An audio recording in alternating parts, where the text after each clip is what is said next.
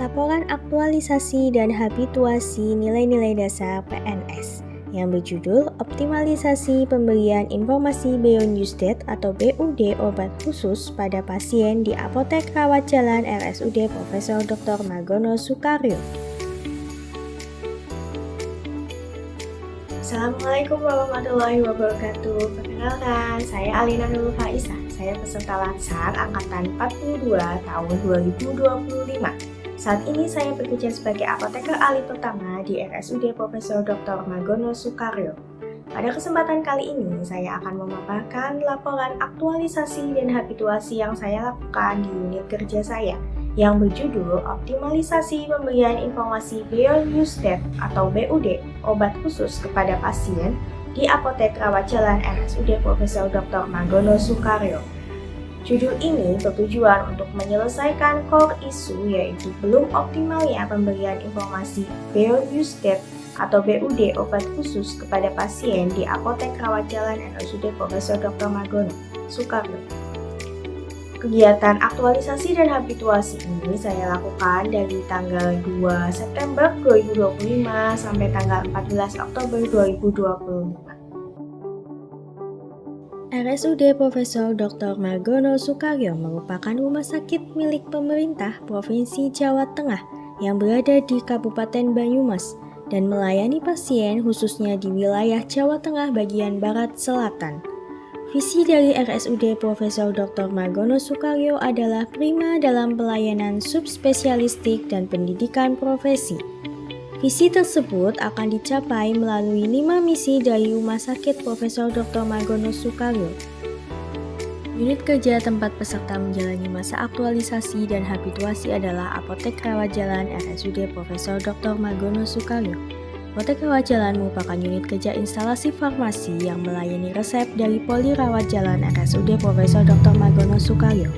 Sehari-hari kegiatan peserta di apotek bersinggungan dengan obat dan pasien, sesuai dengan rincian kewenangan klinis peserta sebagai apoteker untuk memberikan informasi obat kepada pasien termasuk batas waktu penggunaan atau penyimpanan obat yang disebut BUD atau Beyond Use Date.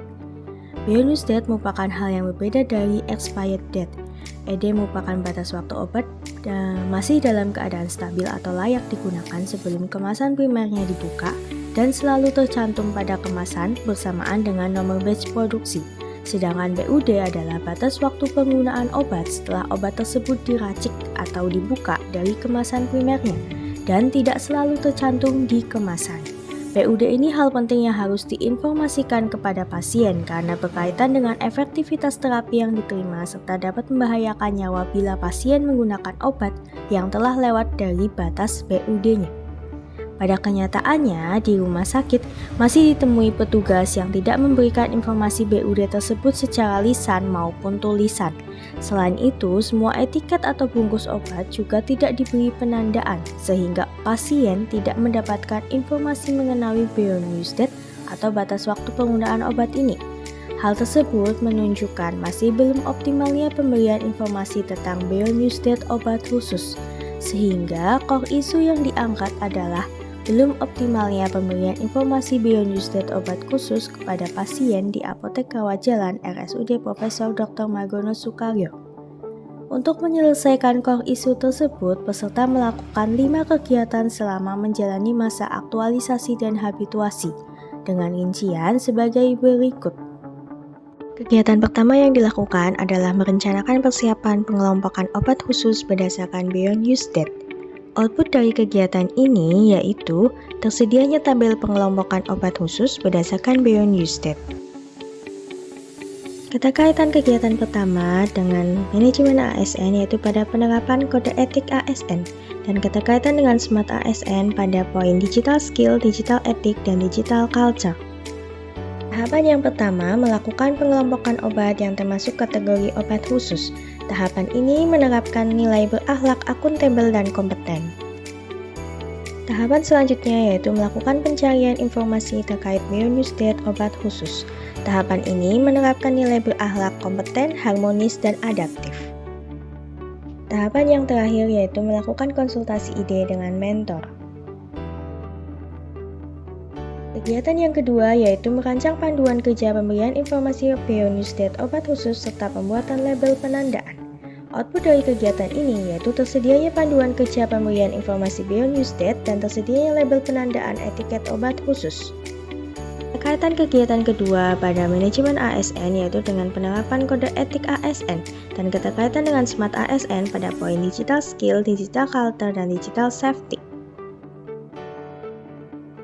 Tahapan pertama pada kegiatan kedua yaitu melakukan pembuatan panduan kerja untuk penandaan pada etiket obat khusus dan pemberian informasi Bionewsdat. Tahapan ini menerapkan nilai berakhlak harmonis. Tahapan selanjutnya yaitu membuat desain label Bionewsdat obat khusus. Tahapan ini menerapkan nilai berakhlak berorientasi pelayanan, harmonis, dan akuntabel. Tahapan selanjutnya yaitu mengkonsultasikan panduan kerja dan desain label penandaan dengan penanggung jawab satelit dan koordinator unit kerja. Tahapan yang terakhir yaitu melakukan pencetakan label penandaan. Tahapan ini menerapkan nilai berakhlak harmonis dan kompeten. Kegiatan yang ketiga yaitu melakukan sosialisasi tentang pemberian informasi Bionewsdat obat khusus. Output dari kegiatan ini yaitu terlaksananya sosialisasi dengan rekan sejawat dan dapat meningkatkan pemahaman peserta sosialisasi atau rekan sejawat. Keterkaitan dari kegiatan ketiga dengan manajemen ASN yaitu pada penerapan kode etik ASN dan penerapan peran ASN sebagai pelaksana kebijakan. Keterkaitan dari kegiatan ini dengan Smart ASN yaitu pada poin digital skill dan digital etik. Tahapan pertama dari kegiatan ketiga yaitu menyiapkan materi sosialisasi. Pada tahapan ini dilakukan juga pembuatan form untuk evaluasi sosialisasi. Tahapan ini menerapkan nilai berakhlak adaptif. Tahapan selanjutnya yaitu mengkonsultasikan rencana sosialisasi panduan kerja dengan penanggung jawab satelit dan koordinator unit kerja. Tahapan yang terakhir yaitu melakukan sosialisasi kepada rekan sejawat di unit kerja. Tahapan ini menerapkan nilai berakhlak loyal, harmonis, dan kompeten. Kegiatan yang keempat yaitu melakukan penandaan pada etiket obat khusus dan pemberian informasi Bionewsdat obat khusus kepada pasien. Output dari kegiatan ini yaitu terlaksananya penandaan pada etiket obat khusus dan pemberian informasi Bionewsdat obat khusus kepada pasien. Keterkaitan dari kegiatan keempat dengan manajemen ASN yaitu pada penerapan peran ASN sebagai pelaksana kebijakan publik dan fungsi ASN sebagai pelayan publik. Keterkaitan dari kegiatan 4 dengan Smart ASN yaitu pada poin digital skill dan digital etik. Tahapan yang pertama dari kegiatan keempat yaitu membagikan informasi obat khusus yang harus diberikan penandaan. Tahapan ini menerapkan nilai berakhlak kolaboratif. Tahapan selanjutnya yaitu melakukan penandaan atau penempelan label pada etiket obat khusus. Tahapan ini menerapkan nilai berakhlak harmonis dan berorientasi pelayanan.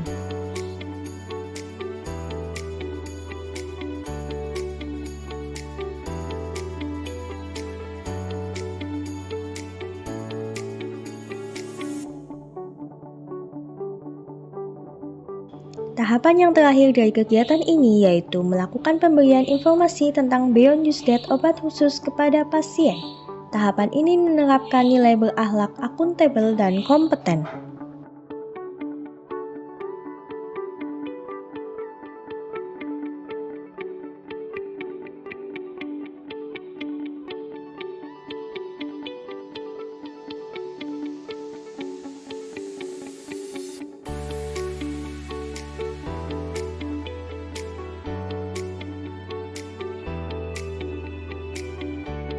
Kegiatan yang kelima yaitu melakukan monitoring dan evaluasi kegiatan. Output dari kegiatan ini yaitu terlaksananya monitoring dan evaluasi kegiatan. Keterkaitan dari kegiatan kelima dengan manajemen ASN yaitu pada penerapan tugas ASN sebagai pelaksana dan pengawas kebijakan publik. Keterkaitan dari kegiatan kelima dengan Smart ASN yaitu pada poin digital skill, digital etik, dan digital safety. Tahapan pertama dari kegiatan kelima yaitu melakukan penyusunan form monitoring dan evaluasi kegiatan. Tahapan ini menerapkan nilai berakhlak adaptif. Kegiatan selanjutnya yaitu mengkonsultasikan form monitoring dan evaluasi kepada mentor. Kegiatan ini menerapkan nilai berakhlak, loyal, dan kolaboratif. Tahapan yang terakhir yaitu melakukan monitoring dan evaluasi kegiatan serta melaporkan hasil evaluasi kepada mentor. Kegiatan ini menerapkan nilai berakhlak, kolaboratif, kompeten, harmonis, dan berorientasi pelayanan.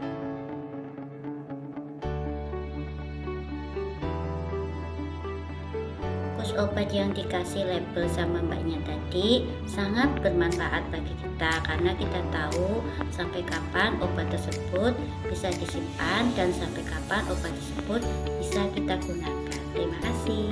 Diinfokan sama mbaknya waktu ngasih obat salepnya ini bisa sampai 1 bulan. Kalau habis 1